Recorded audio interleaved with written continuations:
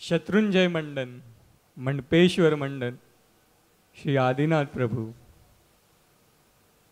शांतिदायक तपोवन मंडन, श्री शांतिनाथ प्रभु, शुद्धिना महापुंज, गिरनार मंडन, श्री नेमिनाथ प्रभु, संखेश्वर मंडन, विलेपाड़ला मंडन, गृहांगण जिनालयना मंडन, श्री पार्श्वनाथ प्रभु, शासनपति परमोपकारी श्री महावीर प्रभुना चरणों में भावभरी अनंत शय वंदना।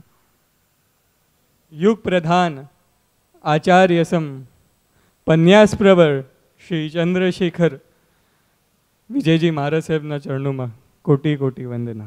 प्रभु एक एवं तत्व है जे एक्सप्लेनेशन थी नहीं समझी शकातुं, मात्र एक्सपीरियंस थी समझी शकाय छे। मारा जीवन में प्रभुनी अनंत कृपानो धोध वरस्यो। हूँ कोण? जे मौलिक भाई कीधुं, हूँ तो एक मात्र पत्थर। कदाच एज पत्थर पानना गल्ले पड़वानो हतो, लोको एना उपर थूकवाना हता। कदाच आ पत्थर कोईने पगमां नड़ीने बीजाने पाड़वानो हतो। आ पत्थर में टाकणा मारवानुं काम प्रभुए कर्युं। हूँ तो एक मात्र रद्दीनो कागड़, जेनी किंमत मात्र पस्ती में वेचावा जेटली। प्रभुनी कलम एना उपर चाली, गुरु भगवंतोए सुंदर अक्षरो पूर्या। कदाच आ पत्र आ कागड़ आजे बधे वंचाई रह्युं छे, पण आ कागड़ने खबर छे कि एनी किंमत मात्र पस्ती में वेचावा जेटली छे। जीवन में अनेक जग्याए प्रभुनी करुणानो स्पर्श थयो। टर्न लेफ्ट अथवा राइट हो, पण मारा जीवन में प्रभुए मात्र राइट टर्न आपता गया। एवं लागे एक सरस मजानी कड़ी छे। मारी नानकड़ी दुनिया में ते तो पगला पाड्या, तारी आ करुणानी धारा याद बहु आवे छे। रात दिवस उपकारो तारा याद बहु आवे छे। मने एवं लागे कि मारी दुनिया तो खूब नानी। स्वार्थ, अहंकार अने मम थी भरायेली आ मारी दुनिया, जेमां बीजा कोई माटेनुं विचार नहोतुं। बस आ दुनिया में प्रभुना पगला पड्या। मारी नानकड़ी दुनिया में ते तो पगला पाड्या। अने जाणे प्रभुना पगला पड़े तो दुनिया नानी केवी रीते रही शके। मारी दुनिया खूब विशाळ बनी गई। प्रभुनी कृपाथी अहीं सुधी पहोंच्यो छुं। जीवन में जे पण शुभ भाव, जे पण कंईक पण थोड़ुं घणुं पण जे पण छे, बधुं प्रभु थकी ज छे।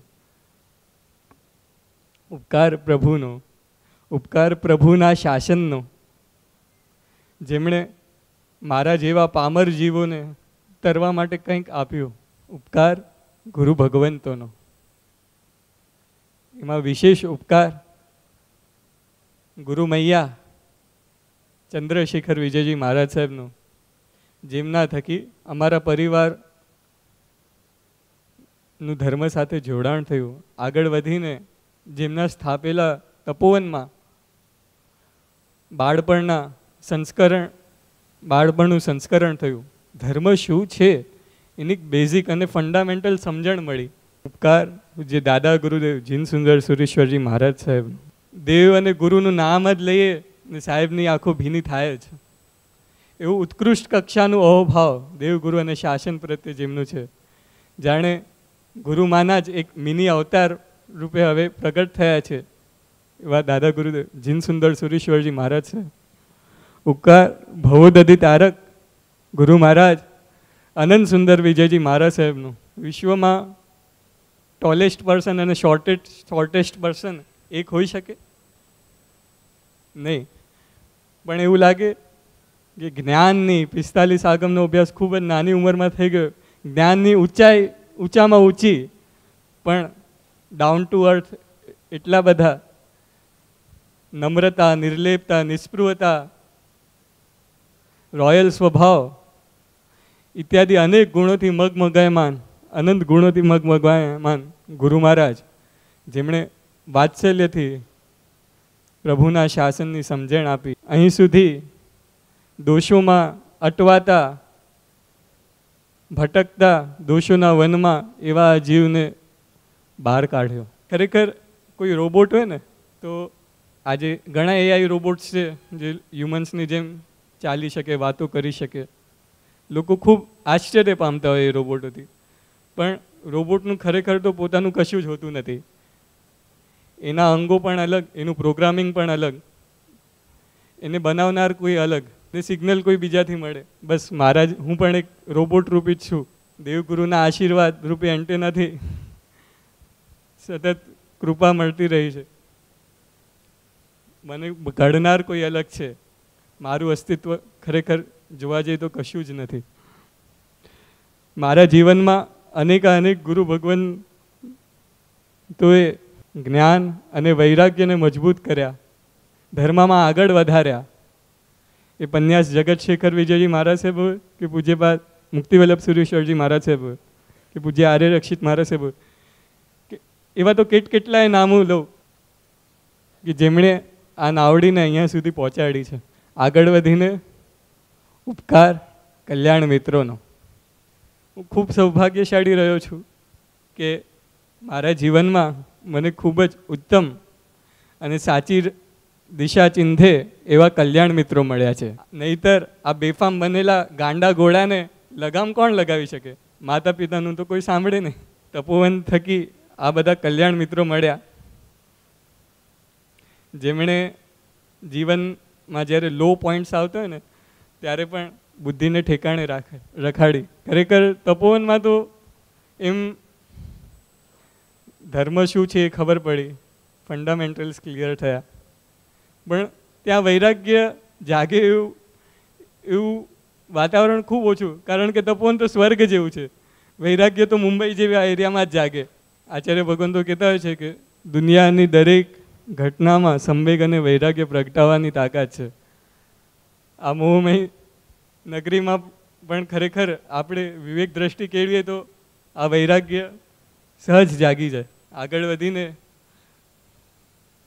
ખૂબ નિકટનો ઉપકાર પરિવારજનોનો. એમ કીધું ને, મારા બેઉ પક્ષ ઉજેડા, એમ મારા મમ્મીનું પક્ષ અને પપ્પાનું પક્ષ બંને ઉત્તમ.